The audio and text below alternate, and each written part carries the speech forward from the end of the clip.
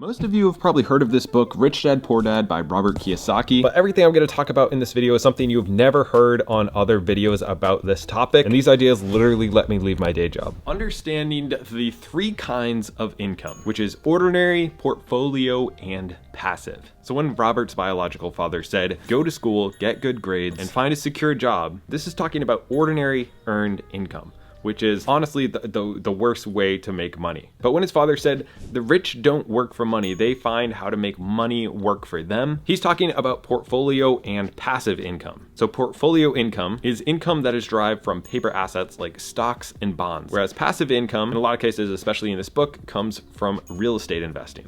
But this can also apply to businesses, and there's a lot more ways to make these second two types of income in the more modern world. By the way, portfolio income is what has made Bill Gates the richest person in the world. It was not earned income, and that's true with like pretty much every wealthy person out there. Now, this is what really changed a lot of things for me, is that Rich Dad talked about how to actually start building wealth is to convert earned income into passive or portfolio income and not just focusing on earning more, because taxes are highest on earned income. The least taxed income is passive income. That's another reason why you want your money working hard for you. The government taxes the income you work hard for more than the income that your money works for. And he talks about that if you do not master the skill of, converting your earned income into passive or portfolio income, you're gonna work way harder than you need to, way longer than you need to, and not earn as much as you could be doing. So if you're only focused on earned income like I used to be, that could be one of the reasons why you're struggling.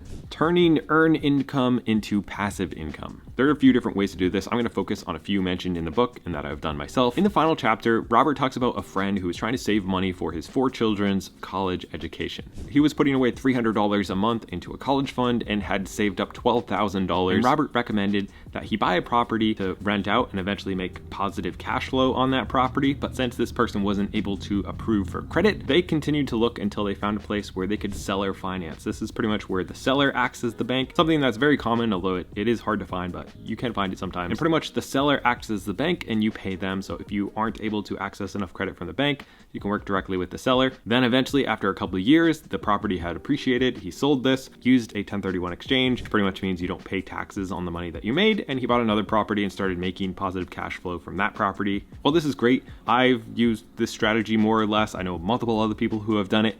It's a lot harder now than it used to be with interest rates where they are and just the market being crazy. So I thought I would give you a couple of examples of things that I've done, and I know some people who have done as well, if you don't want to go that strategy. Another strategy is to kind of what I call like 4-hour work week it, which is where you build a business, you put a lot of time or money into starting a business, and then you build it in a way that you are eventually able to step away from that business, where you have systems that kind of run everything, and you can put less and less time into it. Well, you often can't get it to be 100% passive. You can get it to be pretty passive. It just generally takes a few years to start that. That's one of the strategies I teach on how to grow YouTube channels. I have a free course if you guys want to check that out on how to kind of get started on YouTube. But there are tons of different businesses, especially now with digital products, where you can start something and you can sell it repeatedly and just kind of set things up on autopilot a little bit. But a lot of times it's either going to take time or money to get any of those set up, or you can do a different route where you invest into the stock market or things like that pay dividends and start making relatively passive income that way, as well as the value of that hopefully growing. Invest more in financial education. This is one of the key takeaways for me, as this being the first book that I ever read, leading to like almost 100 more in this subject and thousands of podcasts and all this stuff. It was this idea that we don't learn a lot of valuable money skills when it comes to school. Like, education is great, but financial education is really what is important if you want to like improve your finances and in turn like kind of improve your life in all the ways that finances allows you to improve your life. And school teaches us to be employees. In fact, that's a lot of how schools were designed, to create good employees, and there's nothing wrong with that. But if your goal is not to become an employee and instead learn how to make your money work hard for you instead of you always working hard for your money, then most of what you learn in school is not going to be overly useful with that. Robert talks about a seminar that he went to that he paid $500 to go to this seminar, and the knowledge that he learned from that about real estate investing has made him over $1 million off of that $500. And I have noticed this as well, where certain books that I've read that were $20 or different courses that I've taken, seminars that I've gone to, those have been the things that have upped my net worth more than anything else. Like there's great investments, my real estate investments have gone well, but I would never have made those real estate investments if I had not invested money and time into learning and growing my financial education to make good, informed decisions about my investing. This was a complete game changer for me. This is where it's important to actually use what you have to your advantage. And that's where the sponsor of this video, Figure, comes in. Figure is the #1 non-bank HELOC in the US. So whether you're planning like a home renovation project, you have some high interest debt that you want to consolidate, paying medical expenses, starting a small business, Figure's home equity line of credit can be the key to making that happen. One of the things that I love about Figure is that you can apply 100% online in just a few minutes and get funding in as little as 5 days. And while traditional HELOCs usually have variable interest rates that can go up and down over time, Figure's HELOC actually provides fixed rates. In addition to that, the average homeowner could save up to $80,000 with a HELOC over a cash out refinance. Kind of crazy. It really comes down to looking at all the options that you have so that you can have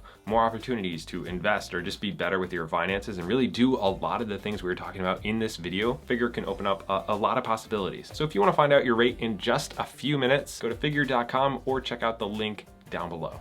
Get your initial investment back quickly. In terms of the asset column, it's important to try to get your initial money that you invest into something back as quickly as possible. But before we explain how to do that, I think it's important to understand the difference between assets and liabilities, which is a huge point in that book, something that I had never learned before this. And it's pretty simple. Assets are something that put money into your pockets, and liabilities are something that take money out of your pocket. And Robert says, if you want to be rich, simply spend your life buying or building assets. And it's really true. And that's what the rich do. They invest their money into assets that will work for them. Every dollar that they make, they try to put to work for them to go and make more dollars. It's like building your own little army. And the poor take those same dollars and they put them towards a bigger house and a car payments and, groceries and more stuff like that. And they never even think about putting that dollar to work. But let's get back to the point here. What does it mean to get your initial investment back quickly? Let's look at an example from the book. Obviously, these numbers are relatively old, so you'd have to update them for today, but let's just use what he used. He bought a condo for $50,000 cash. He rented it kind of as a short-term rental. So in the high season, it got $2,500 and the low season, $1,000 a month. And within about 3 years, he had made back his original $50,000 and then was able to really just continue to make profit off of that investment. Now, that being said, he also mentioned that he loses money quite often, and that's going to be something that happens all the time when you are investing. It's inherently risky. Otherwise, you wouldn't get any reward. If there was no risk, everybody would just take the free money. So that's why it's also important to not invest more than you can afford to lose. That's why he also talks about, and I firmly believe that financial education is the first thing you should invest in before you ever start putting money into the stock market or real estate or anything else. You really need to build a strong financial foundation for yourself. And that doesn't necessarily cost money. It can just cost time, but that needs to be the first step. On that point, I have a bunch of financial tips that I give in my monthly newsletter. If you guys want to check that out, there's a link down below. It's got some really good stuff in there. This one was an eye-opener for me, and I also kind of learned the same idea from the 4-Hour Workweek by Tim Ferriss, where many of us have this idea that we cannot afford something. So you want a new car, instead of saying, I can't afford that, I'll never be able to afford that, you ask yourself, how can I afford this? And when you ask that, it forces your brain to turn on. And Robert recommends using that in order to look for assets that will pay for your liabilities. So when he wanted to buy a Porsche, he spent months looking for, a piece of land that he was able to flip at the time. He bought it for $9,000 and then was immediately able to sell it for $25,000. And that was what he used to fund his Porsche. Obviously, that's a lot easier said than done, but it is a different mindset than what we have in America now, where if you want something, you just finance it and you don't ever look for ways, to cover those extra payments. It just comes out of your living expenses. And that's how Americans end up in so much debt now. In the 4-Hour Workweek, he actually recommends looking at the monthly price of things, where if you want, let's say, a car that's going to cost $1,000 a month, instead of saying you can't afford that thing or just getting it when you can't afford it, look for a way to build or buy an asset or start a business or do something that will earn $1,000 a month, and then you are able to afford that thing. And that might take months or years in order to build or buy, but it makes you think about, how can I make an extra $1,000 a month relatively passively in order to cover this thing that I really want. And that's a great way to practice delayed gratification. Robert also gives this example of this guy wanted to give his son a car, but instead of giving him a car, he gave him $3,000, which at the time must have been enough to get a car. But that $3,000 came with a hitch. First of all, he gave him a copy of the Wall Street Journal and a couple books on investing in stocks. Then he told his son that with those $3,000, he could not buy a car. He would have to find a stockbroker and figure out how to turn that $3,000 into $6,000. And when he did that, then he would be able to buy a car. Of course, you don't need to find stockbrokers now. You can just use apps. I use something called Webull. You can get like up to 75 fractional shares when you open and fund an account. There's an affiliate link down below. That's what I use for all of my investing. Super, super simple, and there's free money. Way less complex than it used to be. Anyways, that kid got lucky early on and then he lost everything. Well, pretty much. But he got really interested in this idea of investing and he went to the library, got a bunch more books, started really obsessing about this subject. And Robert asked the dad later on, like, what happens if he loses all that money? And the guy answered, I'd rather him lose everything now than wait till he's our age and risk losing everything. And besides, he said that $3,000 was the best investment he had ever made into his kid's education. And he was probably right. Find your why for reaching financial freedom. Robert shared a story of a young woman who was trying to become a swimmer in the US Olympics. She had to get up at 4 a.m. every day to swim for 3 hours just before going to school. She didn't party with her friends on Saturday night. She had to study to keep her grades up despite doing all this extra stuff. And when Robert asked what fueled this like superhuman ambition that kept her going and why she would make all those sacrifices, she said that I do it for myself and the people that I love. It's the love that gets me over those hurdles and sacrifices. And you can take that why and combine it with a list of like wants and don't want. Like when people would ask Robert why he wanted to be rich, he would say it's because of wants and don't wants. Don't wants. I don't want to work all my life. I don't want what my parents aspired for, job security and a house in the suburbs. I don't want to be an employee. Wants. I want to be free to travel the world and live the lifestyle I love, and I want to be young when I do this. I want to simply be free. I want to control my time and my life. I want money to work for me. Robert has talked about the times where he has lost everything, and when he reached those struggles and those really hard times, it was the wants and don't wants that kept him going. So what are those for you? Pay yourself first. The statement, pay yourself first, actually comes from a book called The Richest Man in Babylon. While everybody, repeats this, very, very few people actually put it into practice. I think one of the best ways to do this is with a visual representation actually from the book. And this is what most people do right here. They have all of their money come in the income bracket, and then it goes out the expense bracket. So they get their salary from their job, and then they pay taxes, they pay their rent, they pay their food, and all of their money kind of goes out the expense column, and most people have nothing left over because ouch. But then there's the actual truly paying yourself first. That's where your income comes in from your job. This is kind of putting together everything that we talked about as we're going here. Then you buy assets. You save that money in order to, save up for a rental. You invest into something that's making you some income. And then you go ahead and you pay for your taxes, your rent, your food, after you've already saved and invested at least some of your money. And eventually, if you do that for long enough, the interest that money is making from that asset column will pay for all of your expenses, and you can just keep shoveling more and more and more money into that asset column, and it'll keep spitting out more and more back at you. But at the beginning, if your income is coming in and it's all going out and none of it is going to buying more assets, you will never leave that cycle of income, expenses, income, expenses. It has to have that flow going into the asset column, or you're just stuck in the rat race. And if it feels hard to do and you don't have enough to pay yourself first, Robert recommends letting the pressure build up. Don't dip into savings. Don't take out of your investments. Use that stress to let your mind go and figure out a way to make more money. Otherwise, you are almost literally stealing from yourself. Obviously, you have to be responsible with this, but if you always let yourself off the hook and don't force yourself to grow and force yourself to invest into your future so you can have all those wants that you want freedom, you want to travel, you want all these things, but you're stealing from yourself the entire time. Sometimes you need to let things get bad if you want things to get good. I don't know. For me, I had to work the 3 jobs, the 4 jobs in order to get to where I am right now. And I don't know, maybe I was too extreme with it, but I'm really glad to be where I am now. Learn to sell.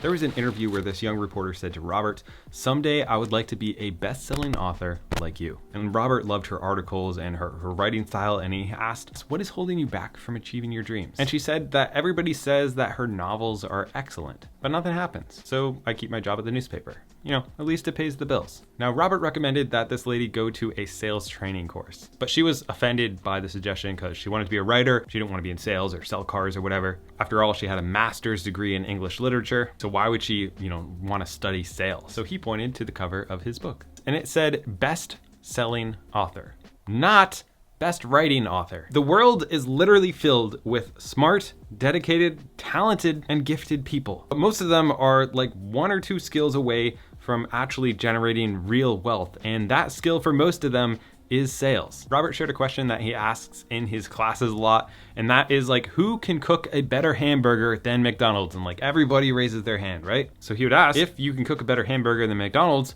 why aren't you making more money than McDonald's? Almost anybody can make a better burger, right? And the answer is most of these people and companies that make a lot of money, it's not because their product are the best, their ideas are their best, they're the hardest working, it's because they understand sales. That's the struggle that I see a ton of creators make, is they know how to make great videos, they know how to, write great stuff, but they don't know how to actually make money and market their stuff. It's the same with starting any business. You can come up with the best idea ever, but if you don't know how to get that idea out to the world, you will never make any money off of that idea. It sucks. I personally hate the idea of like selling people stuff, but in order to build any type of wealth, you have to share the thing that you offer with other people, and that is pretty much sales. If you want something, first you need to give. Robert talks about when he was short on money, he would give more money away. He would continue to give to the church. Whenever he felt the need for something in his life, he would try to give that to other people. And when he did, it always seemed to,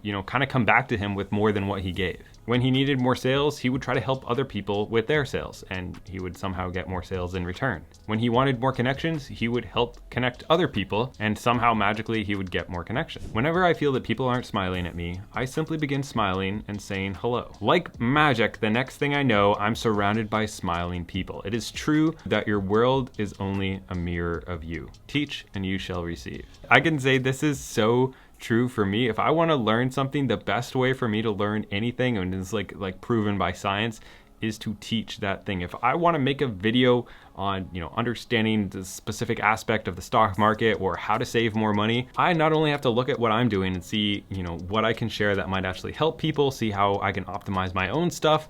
I also have to look at what other people are doing and see, what can I do to make myself better so that I can share that with other people. You can't teach a sales class without really understanding sales, or it's just gonna totally flop and you'll embarrass yourself. I mean, you could do it, but it would be really bad. And so if you wanna get something, you gotta make sure you're giving as well. So the 2 last things that I took away from this book, one is that I really need to focus on building stable cash flow. That's what everything is about. And that's taking whatever you have and buying or building assets. That's really what it comes down to. Buying and building more things that pay you money every single month, and doing whatever it takes to make that happen, whether it's saving more money, earning more money, or spending time doing it. And then looking at how we spend our money. If you spend it foolishly, you will be poor. Spend it on liabilities and you'll join the middle class. Invest into your mind in acquiring assets, and you will be choosing wealth as your goal and your future. The choice is yours and only yours. Every day with every dollar, you decide to be rich, poor, or middle class.